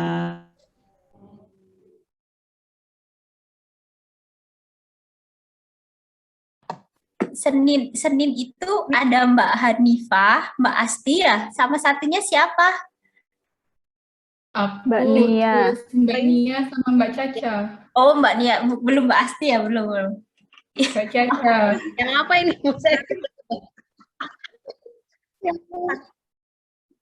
Iya, Mas Radian. Iya, Oh iya. ini 4 ya. Kalau misalkan mundur aja gimana, Mbak? Maksudnya Sempat ke 4. Oh, iya, kalau berarti Enggak, Mbak. masih ada yang masuk 4 juga nanti sih, Mbak. Kenapa? Kalau misalnya, maksudnya apa? Yang mundur apa maksudnya gimana? iya kayaknya mundur Aturannya mundur ke belakang. mundur. Soalnya kalau 4 apa nggak lama banget ya nanti? Iya, Plus udah. cuman kalau enggak, Iya Mbak, kelamaan. berarti kalau mundur yang satunya berarti masih masuk juga jadi 4 nantinya. Oh gitu. Wah, apa Karena gini aja Mbak Karena Vina? udah cukup semua 3. Berarti Tipe yang mundur. kalau hari Jumat kita gizi klinik aja ya atau ya? Iya, Dan nggak ada kuliah lain ya berarti ya? kayaknya sih nggak ada ya, Mbak. Ikut Nggak ada profnya aja, Rawes. Oh ya udah berarti Gimana? iya ya udah, berarti nggak apa-apa. Berarti Ikut ditelan Kalau nantinya maunya gimana? Kalau mundur juga masuknya jadi ada yang 1-4 nanti. Saya kan udah pas Oh. semua kan 3. Atau Mas Fadan nggak usah presentasi. Jumat Itu berkah. slide-nya sedikit toh, ya Mas? Ya kan? Betul ya, Mas ya? Singkat. Singkat. Isinya sempet loh tadi, Mas. Singkat padat jelas ya Mas ya. Presentasinya di masjid harusnya. Khotbah, Mas, khotbah. Ya Mas Fadan Jumatan. Kita ini ya nunggu apa namanya, Mas Fadan juga mau Jumatan. Terima kasih atas waktunya teman-teman pada hari ini. Mohon maaf kalau ada kekurangan. Saya dan Mas Fadan pamit. Wassalamualaikum warahmatullahi wabarakatuh. Waalaikumsalam. Waalaikumsalam Assalamualaikum warahmatullahi warahmatullahi wabarakatuh. Terima kasih Mbak Vina, Mas Terima kasih, Mbak Mbak Fadan. Vina, terima kasih. Mbak Vina, saya belum bisa absen, Mbak. Oh, Mbak Anissa ya? Ini Mbak ada Stefi. SS nggak sih, Mbak? Udah di SS, Mbak. Oh. Udah aman kok, Mbak. Mbak Vina tadi soalnya Mbak Neno WA tiba-tiba aku langsung Iya.